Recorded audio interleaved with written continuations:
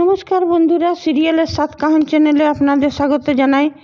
চলে এসেছি অমর দরদিয়ার সাতকাহন নিয়ে।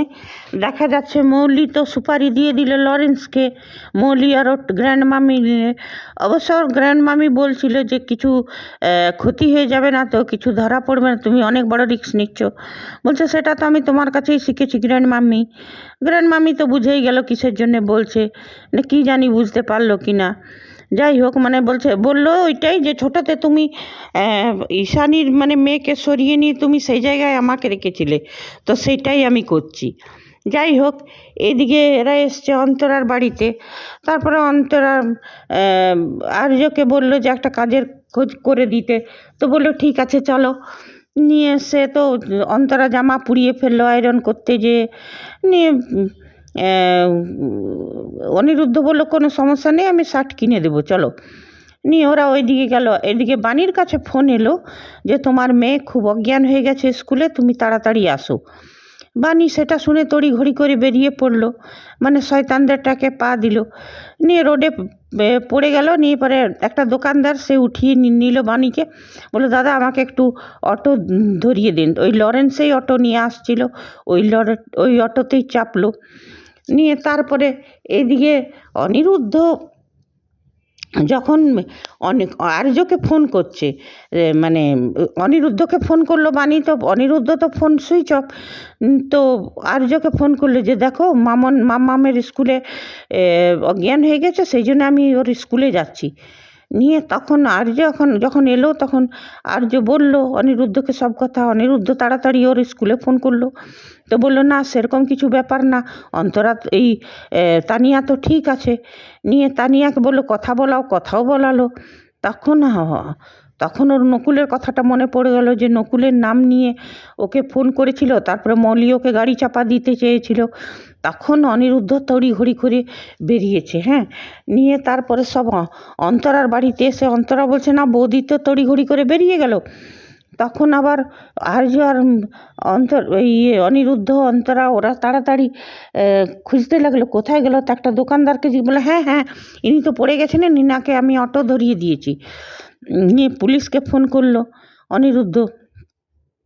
নিয়ে তারপরে ওরা এখন মানে দেখছে, মানে এদিকে বাণীকে অনেকগুলো গুন্ডা মিলে মারবার চেষ্টা করছে আর কি, জানে মারবার। নিয়ে বাণী তো গ্রামের মেয়ে, ওর ফাইট করা অভ্যাস আছে।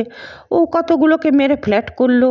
একটা বোতল পেলো, বোতলটাকে গামছায় বেঁধে, একটা গুন্ডার গামছা টেনে নিয়ে ওইটাতে বেঁধে আর মারপিট করতে লাগলো। এদিকে মৌলি আর ওর গ্র্যান্ড মামি তো বসে বসে গাড়িতে সব দেখছে না যারা। আর মৌলি আফসোস করছে এতগুলো গুন্ডা মিলে একটা বাণীকে মারতে পারছে না, আর গুন্ডাগুলো বলছে এ তো জঙ্গলি বিল্লি এর সঙ্গে। তারপরে লাস্টে লরেন্স কি করলো, একটা ছুরি বার করলো। ছুরি বার করে এবার বাণীকে ভুঁকতে যাবে, তা করতে অনিরুদ্ধ লরেন্সের হাত ধরলো। লরেন্সকে তো ওদের গুন্ডাদেরকে মেরে মারতে লাগলো, তা করতে পুলিশ চলে এলো। নিয়ে তখন ওই মলি আর ওর গ্র্যান্ড মামি তো পুলিশ দেখে ভয়ে পালালো ওরা। এদিকে গুন্ডাগুলোও ভয়ে পালালো। নিয়ে পুলিশ বাণীকে জিজ্ঞেস করলো যে আপনি ঠিক আছেন? বললে হ্যাঁ আমি ঠিক আছি। তারপরে অনিরুদ্ধও জিজ্ঞেস করলো যে ঠিক আছো তো বাণী? বললো হ্যাঁ। বলছে কে তোমাকে কে মারবার প্ল্যান করছিল কেন এরা? বলছে এটা লরেন্সের গ্যাং, এরা সুপারি কিলার, মানে এরা কন্ট্রাক্ট কিলার, কন্ট্রাক্ট নিয়ে মারে। তখন অনিরুদ্ধ বলছে কে বাণীকে কন্ট্রাক্ট দেবে? বলে ঠিক আছে, এখন কে করেছে এটা যতক্ষণ না লরেন্স ধরা পড়বে ততক্ষণ তো কিছু জানা যাবে না। নিয়ে তারপরে পুলিশরা ধরলো। তা কিছুক্ষণ পরে পুলিশ অফিসারটা অনিরুদ্ধর বন্ধু ছিল। নিয়ে ফোন এলো যে লরেন্স দল ধরা পড়েছে। তো বললো ঠিক আছে, এবারে তো ধরা পড়েছে, এবারে ওর মুখ দিয়ে সত্যিটা জানবো।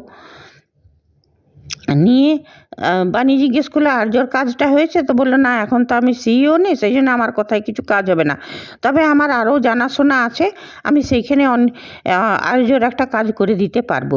তারপরে ওরা বাড়ি গেল। তো খুব চিন্তায় বিদ্যুতের মা, সাথী মানে অনিরুদ্ধর মা সব চিন্তা করছে যে কী হয়ে। তখন বলছে কে আমার মেয়েকে মারবার চেষ্টা করবে বলো তো। তখন বাণী বলছে বিদ্যুৎ করেছে, ওই মামকে পাবার জন্যে আমাকে দুনিয়া থেকে সরিয়ে দিতে চাইছে। তখন অনিরুদ্ধ মনে মনে বলছে না, বিদ্যুৎ করবে না, কন্ট্রাক্ট কিলারকে হায়ার করার মতন ক্ষমতা বিদ্যুতের নেই, তাহলে কে করেছে। তখন ওই নকুলের কথাটা ওর মনে পড়লো যে ওর না গলায় ফোন আসে, তারপরে মলি গাড়িতে চাপা দেয়। তখন বলছে মলি না ঠাম্মি নিয়ে এইটাই ও চিন্তা করছে। এদিকে এরাও খুব চিন্তা করছে। আর মলি এই বাণী তো বলছে বিদ্যুতেই করেছে। নিয়ে সে তো হলো, নিয়ে পরে অনিরুদ্ধ বলে আমি একটু আসছি করে বলছে আমি একটু ঠাম্মির সাথে দেখা করে আসছি। তো সাথী বলছে নয়নতারা মাসিমার সঙ্গে অনিরুদ্ধর কী কথা থাকতে পারে, ও কেন গেল ওইখানে দেখা করতে। তখন বলছে আমি বলছে ওর আবার মাথা গরম কিছু করে না দেয়। তো বাণী বলছে আমি যাচ্ছি। তা করতে তানিয়া এসে বললো মা আমার ওই স্কুলের অনেক প্রজেক্ট আছে আঁকার, তুমি চলো একটু হেল্প করো। বলছে মাম্মা আমি ঘুরে আসছি তারপরে করে দিচ্ছি। বলছে না এখনই চলো। তখন সাথী বললো আমি যাচ্ছি চলো তোমার। এদিকে কি হয়েছে, লরেন্স তো কোনো রকমে ছাড়া পেয়ে গেছে না, কী করে ছাড়া পেলো ভগবান জানে। নিয়ে লরেন্স একটা ভিডিও পাঠিয়েছে যেখানে বাণীর সঙ্গে ওরা মারপিটটা করছিল গুন্ডাগুলো, সেইখানে ওর ঠাম্মি আরও গাড়ি নিয়ে দাঁড়িয়েছিল সেইটার ভিডিওটা নিয়ে। তখন ভাবছে যে এই ভিডিওটা আমাকে কে পাঠালো। তো বলছে গ্র্যান্ড মামি। বলছে কী হয়েছে দিদি ভাই। বলছে দেখো না এই ভিডিওটা আমাকে কে পাঠালো, এ তো সব জানে, মানে আমরা ওইখানে ছিলাম ঘটনাস্থলে। নিয়ে তারপর দেখা যাচ্ছে ফোন এলো, ফোনটা উঠালো, বলছে আমি লরেন্স বলছি ম্যাডাম। তখন বলছে যে তুমি ছাড়া পেয়ে গেলে কী করে। বলছে সে তো অনেক ম্যাজিক। তো বলছে তুমি এই ভিডিওটা কোথা থেকে কী করে পাঠালে, আমার নম্বর পেলে কোথায়। বলছে ম্যাজিক ম্যাডাম।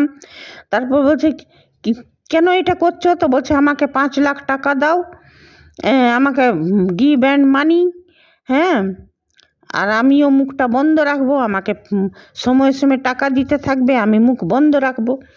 মানে বাণী বলছে ঠিক আছে, এই মৌলি বলছে ঠিক আছে আমি টাকা তো না হয় তোমাকে দিয়ে দেবো, কিন্তু তুমি কাউকে দেখিও না, এই ভিডিও কাউকে পাঠিও না। বলছে ঠিক আছে, আমি মানে সময় সময় টাকা চাইবো আর তুমি আমাকে দিতে থাকবে, তা আমি কাউকে দেখাবো না, আমার মুখ বন্ধ। মানে যেমন যে ভাষাতে আর কি লরেন্স বলে সেই ভাষায়। নিয়ে বললো ঠিক আছে টাকা আমি এখনই পাঠিয়ে দিচ্ছি। কিন্তু এইটা হলো তো তারপরে বলছে গ্র্যান্ড মামি এ তো বড় হলো, এই লোকটা তো আমার কাছে টাকা চেয়েই যাবে, আর আমি কত দেবো একে, না হলে তো আমাকে ব্ল্যাকমেল করছে। হ্যাঁ, তো ও সেটাও বলেছিল লরেন্সকে কি তুমি আমাকে ব্ল্যাকমেল করছো। নিয়ে বলছে এ তো ব্ল্যাকমেল করছে। বলছে সে আর কি করা যাবে দিদি ভাই। হ্যাঁ, এখন যদি ও পুলিশের কাছে মুখ খোলে তাহলে তো আমাদেরকে যে পাথর বসে পাথর ভাঙতে হবে, জেলে বসে পাথর ভাঙা এতক্ষণে শুরু হয়ে যাবে আমাদের। তখন বলছে কিসের পাথর, কে পাথর ভাঙবে ঠাম্মি। তখন ওরা চমকে গেলো, দেখছে অনিরুদ্ধ। বলছে ওই কিছু না ওই দিদি ভাইয়ের একটু গলাতে হয়েছে তো ইনফেকশন কাশি, ওইটাই বলছিলাম যে মিক্সি টিক্সি দিয়ে আজকাল কিছু হয় না, ওই শিল নোড়াতে অনেক কিছু মানে ঘষে ওই মুলেঠি লং এলাইচি এইসব গোলমরিচ এইসব ঘষে তারপরে খাওয়ালে ঠিক হবে মিষ্টি করে। তখন বলছে আচ্ছা এটা কাল দেখবো। যেটা বলছে অনিরুদ্ধ যে বাণীকে মারবার জন্যে সুপারি কেলারকে কে হায়ার করেছিল, মৌলি তুমি না ঠাম্মি। এরা চমকে গেল, এটা তো আমরা কাল দেখব। তবে হ্যাঁ, এ তো হলো সিরিয়ালের কথা। এইবারে আমি বলি দর্শকদের মনের কথা, এত বড় বড় ক্রাইম করে কেউ বাঁচতে পারে, বাস্তবে কি বাঁচা যায়। আর লরেন্স এত জলদি ছাড়াই বা কী করে পেল, সেটাও মেকার্সরা পরিষ্কার করুক।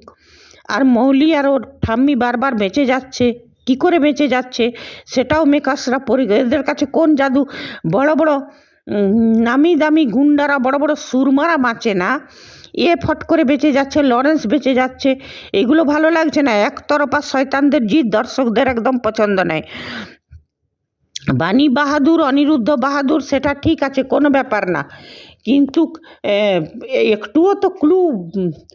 আর নকুলের ওভার অ্যাক্টিং সব থেকে বিরক্ত লাগছে।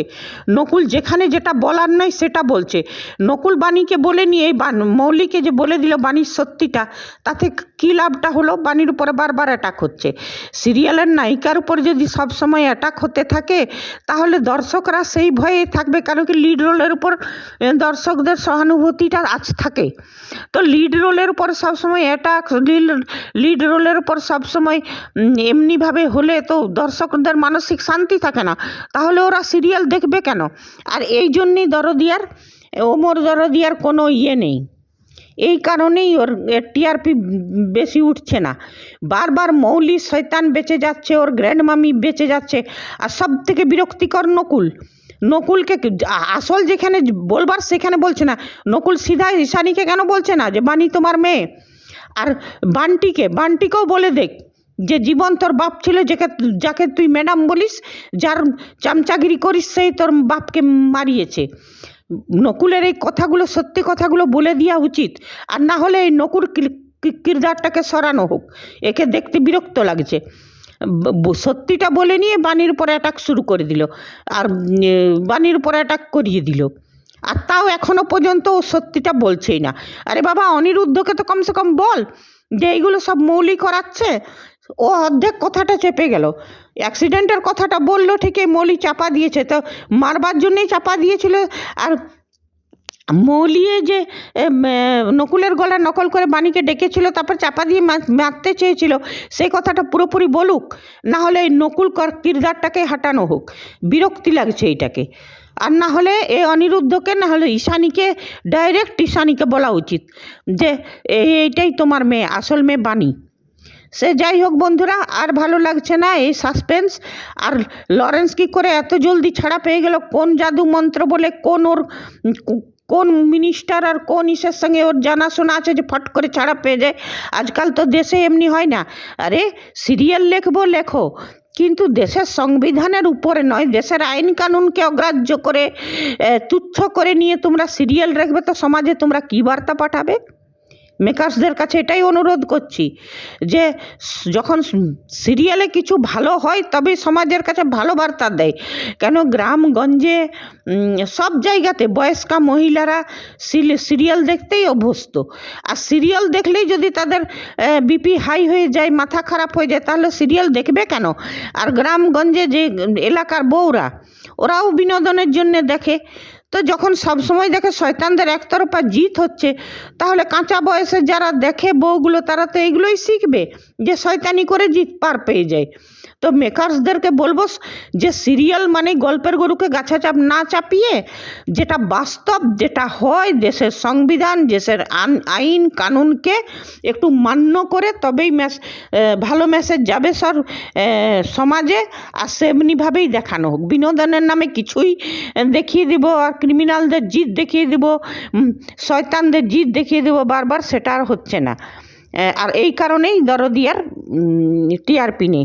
ঠিক আছে বন্ধুরা, আজ এতটাই। আপনারা যদি আমার সাথে সহমত থাকেন কমেন্ট করবেন, না থাকেন তাও করবেন, লাইক করবেন, সাবস্ক্রাইব করবেন। ধন্যবাদ, বাই।